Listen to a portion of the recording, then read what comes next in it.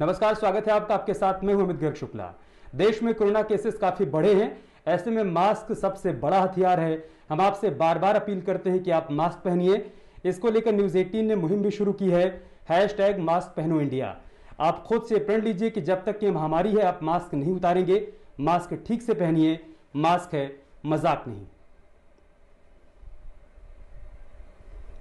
और बुलेटिन की शुरुआत करते हैं 5 तस्वीरों के साथ। आज की 5 बड़ी खबरें क्या हैं जो हम आपको बुलेटिन में दिखाने वाले हैं। सबसे पहले हम उसकी बात करते हैं। लखीमपुर में महिला सिपाही की दबंगई देखने को मिली है, जिसने बेवजह एक लड़की का मोबाइल तोड़ दिया। वहीं गाजियाबाद में फर्जी इंटरनेशनल कॉल सेंटर का पर्दाफाश हुआ है, जबकि प्रतापगढ़ में 2 युवकों को चाकुओं से गोद डालने की खबर हम आपको आगे दिखाएंगे। साथ ही झांसी में वकील पर तेजाब से हमला हुआ है। इसके अलावा पैसों के लेन देन को लेकर हाथरस में किन्नर एक दूसरे से भिड़ गए हैं। ये खबर भी हम आपको बुलेटिन में विस्तार से दिखाएंगे।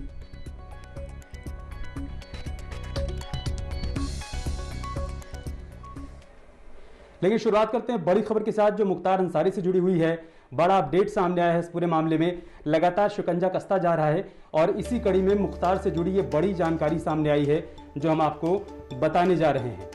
बड़ी खबर यह है कि बांदा जेल पहुंची है बाराबंकी पुलिस टीम। मुख्तार अंसारी से एम्बुलेंस मामले में पूछताछ होगी। यूपी 41 AT 7171 नंबर की एम्बुलेंस के बारे में पूछताछ होनी है। मुख्तार अंसारी ने बाराबंकी कनेक्शन की बात भी कबूली है। मुख्तार ने मानी है 2013 से एम्बुलेंस का इस्तेमाल वो कर रहा था। एम्बुलेंस मामले में डॉक्टर अलका राय पर पहले ही केस दर्ज किया जा चुका है। डॉक्टर अलका राय पर जालसाजी का केस दर्ज है। डॉक्टर अलका शेषनाथ राय को जेल भी भेजा जा चुका है और अब इसी मामले में बाराबंकी पुलिस टीम मुख्तार अंसारी से पूछताछ करने के लिए पहुंच चुकी है। यूपी 41 AT 7171 नंबर के बारे में यह पूछताछ होनी है।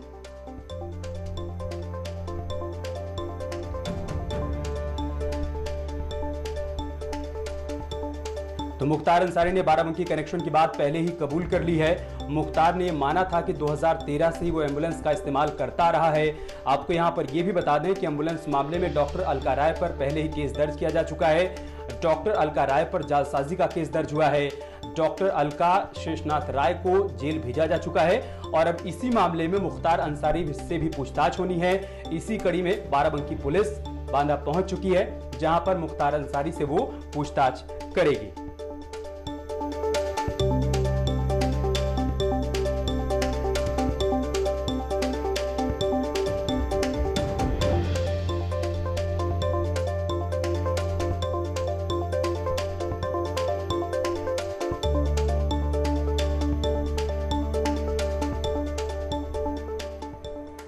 और चलिए आपको हम लखीमपुर खीरी से खबर दिखाते हैं, जहां पर एक महिला सिपाही ने गुंडागर्दी की है।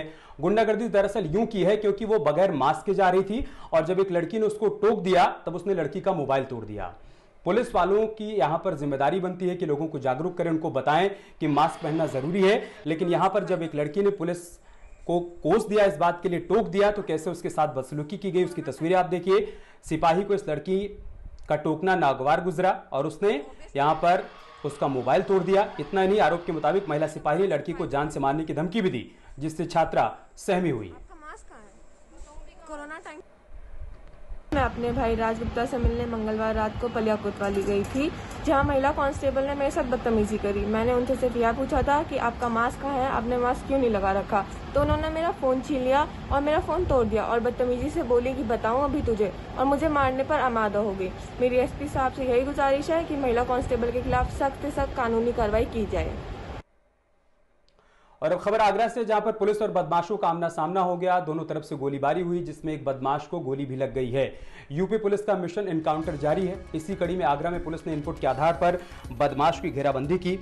सिकंदरा इलाके में मुठभेड़ हुई।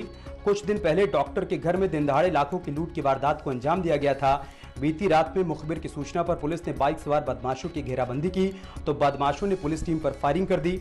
जवाबी फायरिंग में पुलिस की गोली बदमाश विपिन के पैर में लगी और पुलिस ने उसे गिरफ्तार कर लिया, जिसके कब्जे से लूट का 1 लाख रुपया बरामद किया गया है। जबकि बदमाश का दूसरा साथी मौके से फरार हो गया, जिसकी तलाश अब पुलिस कर रही है।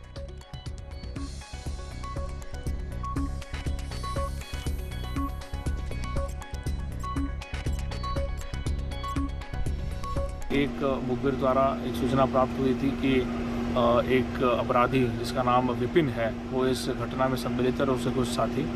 इसी के लिए पुलिस द्वारा लगातार घेराबंदी नाकाबंदी की जा रही थी। सिकंदरा थाना क्षेत्र में आज एक बाइक को रोकने की कोशिश की और वो बाइक के द्वारा रोका नहीं गया, उसको वार्निंग दी गई तो उसने फायरिंग शुरू कर दी। पुलिस पार्टी ने जवाबी कार्रवाई में मुठभेड़ में उसके पैर पे एक गोली लगी है।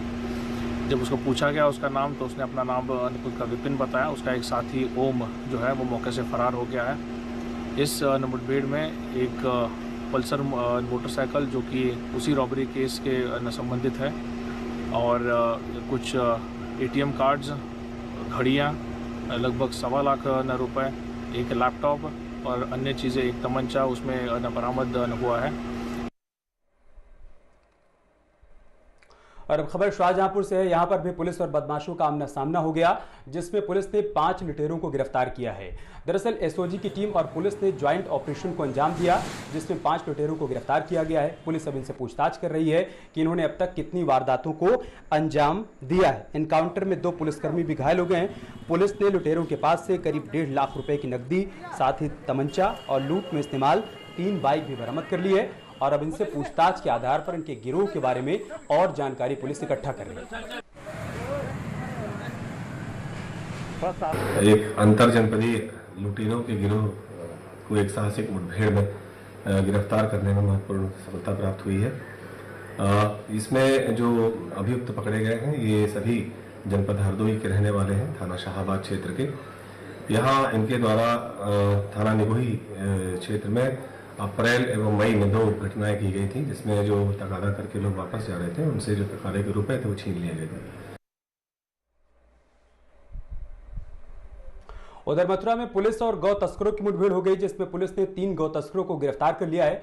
दरअसल पुलिस को सूचना मिली थी कि गौ तस्करी के मामले में कुछ लोग लिप्त हैं, जिसके बाद इनपुट के आधार पर पुलिस ने घेराबंदी की और उसके बाद गौ तस्करों के यहां से गिरफ्तार किया गया। मथुरा के बरसाना में पुलिस की गौ तस्करों के साथ मुठभेड़ हुई। गौ तस्कर कंटेनर पर फर्जी नंबर प्लेट लगाकर वारदात को अंजाम दे रहे थे।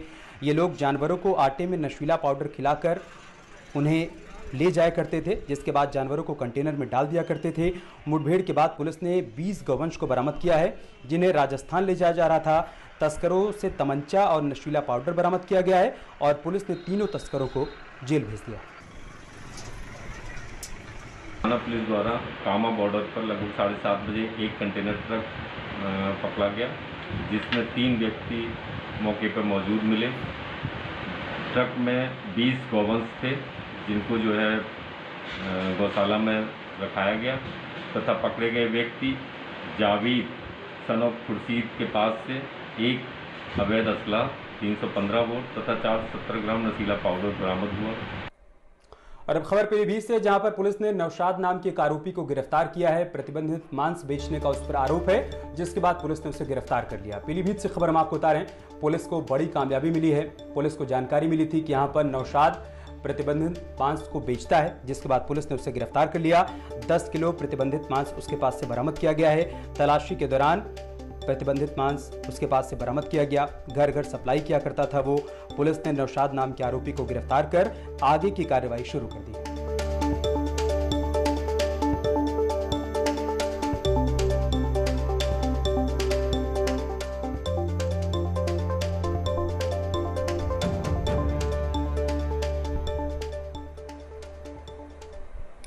उधर सीतापुर में खेत से बच्चे का शव बरामद किया गया है। गन्ने के खेत से बच्चे का शव बरामद किया गया। बताया जा रहा है कि तिलक समारोह से बच्चा गायब हो गया था, उसके बाद से उसकी तलाश की जा रही थी और अब गन्ने के खेत से उसका शव बरामद किया गया है। सीतापुर से खबर हम आपको बता रहे हैं, जहां पर बच्चे का शव बरामद किया गया। तिलक समारोह में बच्चा शामिल होने के लिए आया था। मामले की जांच पड़ताल में पुलिस टीमें जुटी हुई हैं। बच्चे के शव को पोस्टमार्टम के लिए भेज दिया गया है। सीतापुर के थान गांव थाना इलाके की घटना है। पुलिस अब पूरे मामले की जांच पड़ताल कर रही है।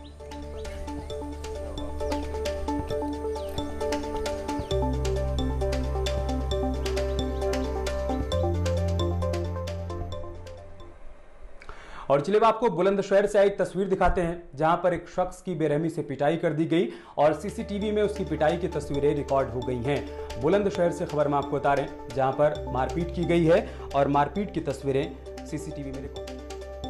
कोविड पेशेंट का उपचार सफलतापूर्वक करने का प्रयास कर रहे हैं। इसमें विस्तार देने के साथ ही फर्स्ट फेज को सफलतापूर्वक मुकाबला करने के बाद सेकेंड फेज में हमारे सामने कुछ चैलेंज आए, जैसे अचानक ऑक्सीजन की मांग।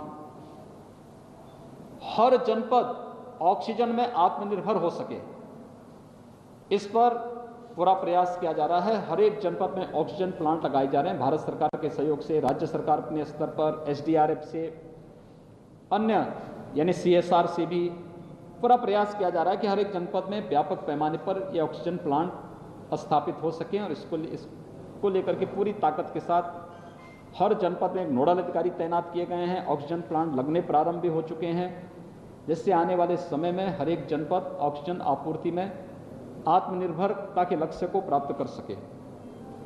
हर एक जनपद ने कोविड के फर्स्ट वेव में भी और सेकेंड वेव में भी अपने तरीके से जनप्रतिनिधियों के मार्गदर्शन में अच्छा काम किया है और उसके परिणाम भी हम सबके सामने हैं। आज यही कारण है कि उत्तर प्रदेश के अंदर जो आशंकाएं व्यक्त की जा रही थी कि उत्तर प्रदेश में कोरोना के आने वाले समय में यानी 25 अप्रैल से लेकर के 15 मई के बीच में आशंका थी कि प्रतिदिन 1 लाख से अधिक पॉजिटिव केस आएंगे और इसके बाद उत्तर प्रदेश के अंदर एक्टिव केसेस की संख्या 30 लाख से अधिक होगी।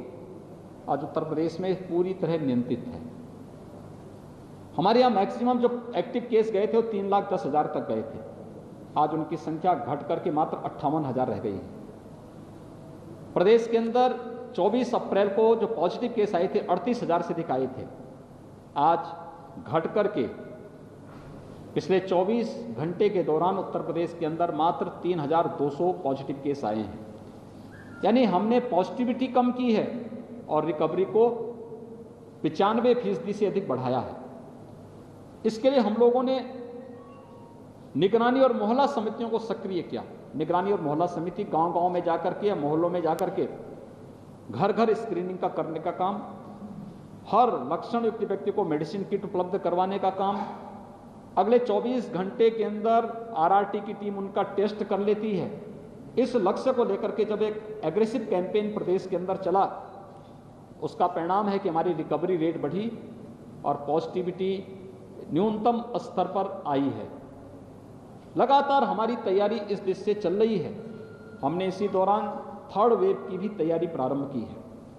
ये थर्ड वेव 2 प्रकार से हमारे लिए चुनौतीपूर्ण होगा। एक तो ये बच्चों के लिए, जिससे जो आशंका व्यक्त की जा रही है कि बच्चों की दृष्टि से खतरनाक हो सकता है, और दूसरा जो ये आशंका, दूसरा हमें यहाँ पर और भी अलर्ट रहना है, क्योंकि इंसेफ्लाइटिस, मलेरिया, डेंगू और तमाम अन्य बीमारियों की दृष्टि से पूर्वी उत्तर प्रदेश का गोरखपुर और बस्ती कमिश्नरी काफ़ी संवेदनशील है। यद्यपि कोरोना के साथ साथ इंसेफ्लाइटिस के लिए लड़ना यह अपने आप में चुनौतीपूर्ण होगा, लेकिन हम लोगों ने इंसेफ्लाइटिस के खिलाफ एक अच्छी लड़ाई यहाँ पर पिछले 4 वर्षों के दौरान लड़ी है। इंसेफ्लाइटिस से होने वाली मौतों में 95% कमी करने में हमें सफलता प्राप्त हुई है। इसके लिए हमें डिस्ट्रिक्ट हॉस्पिटल में पीको बनाना पड़ा था, कुछ CSC में मिनी पीको बनाने पड़े थे। हम लोगों को JE वैक्सीनेशन का बृहद अभियान चलाना पड़ा था। प्रशिक्षण के एक बृहद अभियान को हम लोगों ने आगे बढ़ाया था और आज हम लोगों ने फिर वही कार्यक्रम हमारा आगे चल रहा है। जो मैं कल मैं देवरिया और कुशीनगर में था, सिद्धार्थनगर और बस्ती में आया हूँ। बस्ती और संत कबीर नगर की एक साथ समीक्षा ली है, सिद्धार्थनगर में सिद्धार्थनगर की समीक्षा ली है।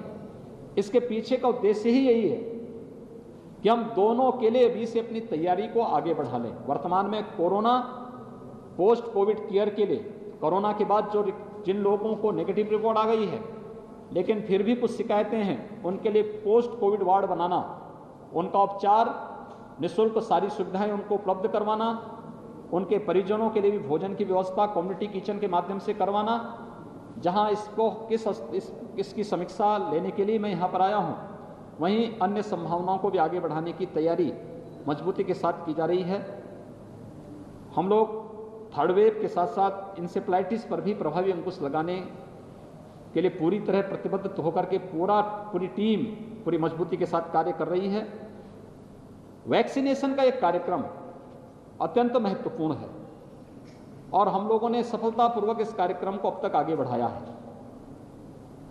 1 जून से हम लोग प्रदेश के सभी 75 जनपदों में 18 वर्ष से लेकर के 44 वर्ष की उम्र के लोगों को, उन सभी युवाओं को वैक्सीन देने जा रहे हैं। उसमें हमने कुछ प्राथमिकताएं भी तय की हैं, जैसे अभिभावक स्पेशल बूथ। 12 वर्ष से छोटी उम्र के जितने भी बच्चे होंगे उनके अभिभावकों को चिन्हित करके उनको वैक्सीन लगाया जा सके, इसको एक प्राथमिकता के आधार पर लिया जा रहा है। न्यायिक अधिकारियों के लिए अलग से बूथ बन सके, जहां उनका निवास स्थल है उसके आसपास कहीं बन सके, इसको प्राथमिकता के आधार पर करने का प्रयास किया जा रहा है। इसके अलावा मीडिया के लिए अलग से बूथ बने, उनके और उनके परिवार के लोग उससे लाभान्वित हो सकें, इसके लिए एक अलग से प्रयास करने का प्रयास हो रहा है। और सरकारी कर्मचारियों के लिए भी एक व्यवस्था बनाने का प्रयास किया जा रहा है। कोरोना के खिलाफ जो देश की लड़ाई है, यह भारत के 135 करोड़ लोगों को बचाने का अभियान है।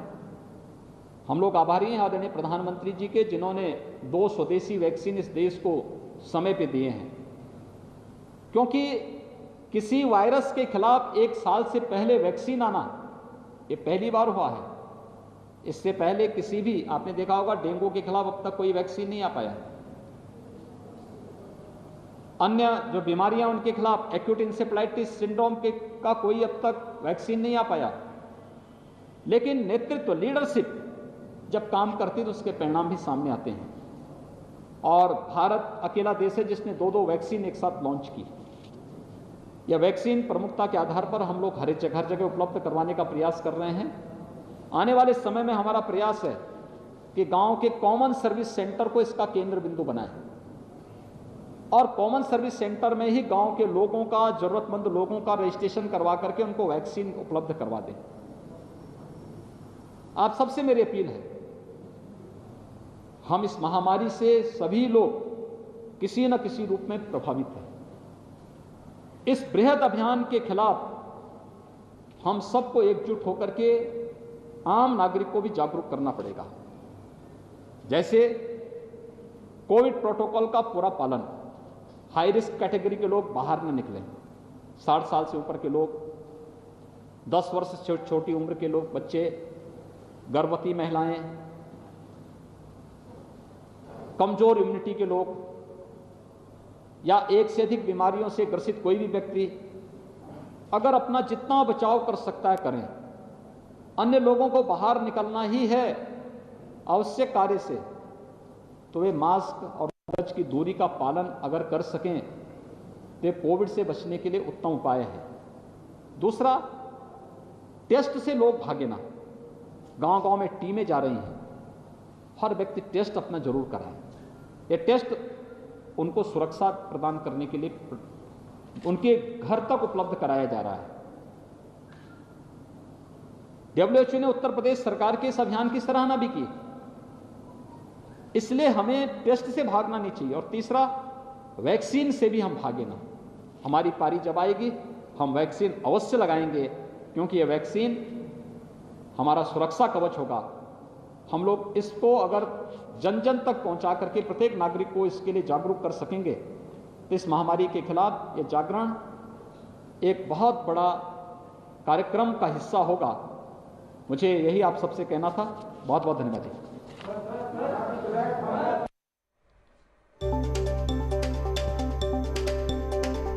तो सीएम योगी को सुन रहे थे आप, जो बस्ती में है, जहां पर कोविड के खिलाफ जो लड़ाई लड़ी जा रही है उसके जो इंतजाम किए गए हैं उसका निरीक्षण करने के लिए पहुंचे थे। उसके बाद मीडिया को उन्होंने संबोधित किया, बताया कि सरकार की तरफ से भी क्या कुछ कदम उठाए गए हैं, लेकिन कोरोना से लड़ना है तो हर किसी को अपनी भूमिका निभानी होगी। तीसरी लहर को लेकर सरकार की जो तैयारियां हैं उसका भी उन्होंने जिक्र किया। उन्होंने कहा कि वैक्सीनेशन अभियान को बहुत तेज गति के साथ आगे बढ़ाया जा रहा है। ऐसे लोगों को चिन्हित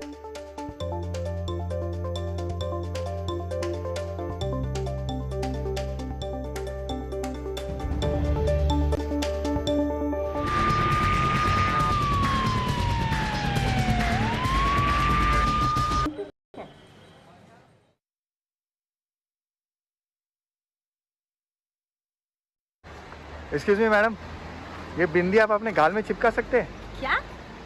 तो ये मास्क आपने गले में क्यों लगाया है? Oh sorry sorry sir. आप इंसान हो, भगवान नहीं। मास्क ठीक से पहनिए। Thank you.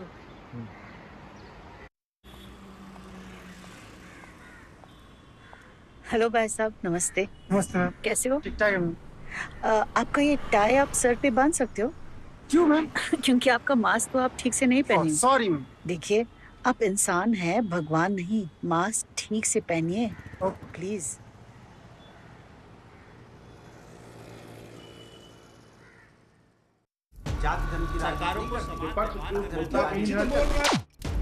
मुद्दा भटका दिया जाए तो शोर बन जाता है। ये बीजेपी की फर्जी वैक्सीन नहीं है ना, ये मान लिया आपने। मुद्दा सलीके से उठाया जाए तो सवाल बन जाता है। पहले टीके को लेकर के डाउट पैदा किया, कहा कि पीएम लगवाओ, अब वो लगवा रहे हैं तो फिर उस पर सवाल उठा रहे हो। ये कैसी राजनीति कर रहे हो? सबसे बड़े सवाल, सबसे बड़ी बहस, महाबहस देखिए सिर्फ न्यूज़ 18 उत्तर प्रदेश उत्तराखंड पर। घरों से शहरों तक की हर पल की हर खबर न्यूज़ 18 के रिपोर्टर पहुंचाते हैं आप तक, ताकि कोरोना के साथ उसके वैक्सीनेशन की भी मिले आपको फास्ट अपडेट। देखिए यूपी एक्सप्रेस 100 सिर्फ न्यूज़ 18 उत्तर प्रदेश उत्तराखंड पर। भाई साहब एक मिनट, ये आपने सैंडल बहुत अच्छे पहने, इनको पैर से निकाल के हाथ में पहनेंगे प्लीज। क्या बात कर रहे हो? अरे सर, तो सुनिए तो फिर ये मास्क नाक के नीचे क्यों पहन रखा है सर? देखिए, आप इंसान हैं, भगवान नहीं। मास्क ठीक से पहनिए please. Sorry.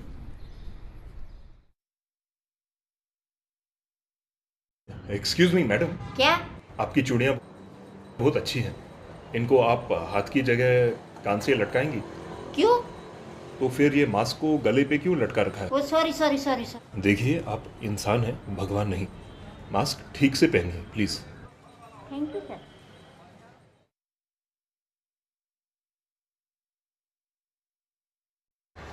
Excuse me madam, ये बिंदी आप अपने गाल में चिपका सकते हैं? क्या? तो ये मास्क आपने गले में क्यों लगाया है? ओ सॉरी। आप इंसान हो, भगवान नहीं। मास्क ठीक से पहनिए। Thank you.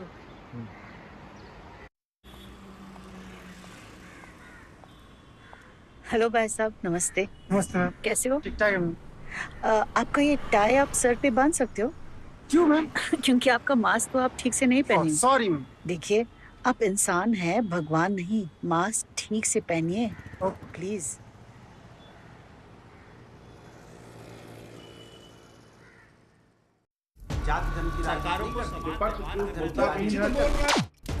मुद्दा भटका दिया जाए तो शोर बन जाता है। ये बीजेपी की फर्जी वैक्सीन नहीं है ना, ये मान लिया आपने। मुद्दा सलीके से उठाया जाए तो सवाल बन जाता है। पहले टीके को लेकर के डाउट पैदा किया, कहा कि बाय आइसन गुरु कूलर। गर्मी शुरू, आ गया गुरु। आइसन घर लाए खुशियाँ।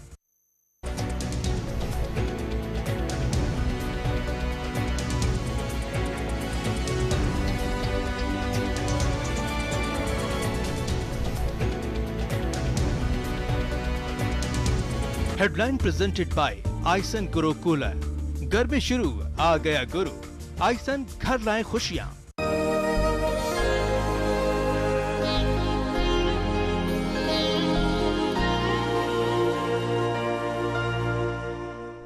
और बात करते हैं एक अच्छी खबर की। दरअसल कोरोना संकट के इस दौर में रिलायंस कंपनी ने एक बड़ी पहल की है। रिलायंस अपने सभी कर्मचारियों को कोरोना टीका लगवाएगी। इसमें कंपनी के 13 लाख कर्मचारी, रिटायर्ड कर्मचारी और उनके परिवार के सदस्यों को लाभ मिलेगा। इसके लिए कंपनी देश भर के 880 शहरों में मुफ्त टीकाकरण अभियान चलाएगी। अभी तक 3,30,000 कर्मचारियों को कोरोना वैक्सीन का पहला डोज दिया भी जा चुका है और अब कंपनी ने टीकाकरण अभियान को तेज करते हुए बाकी कर्मचारी और परिवारों के लिए कोविशील्ड और कोवैक्सीन के डोज खरीदी हैं। कंपनी का लक्ष्य 15 जून तक सभी कर्मचारी और उनके परिवार के सदस्यों को कोरोना टीका की पहली डोज देना है।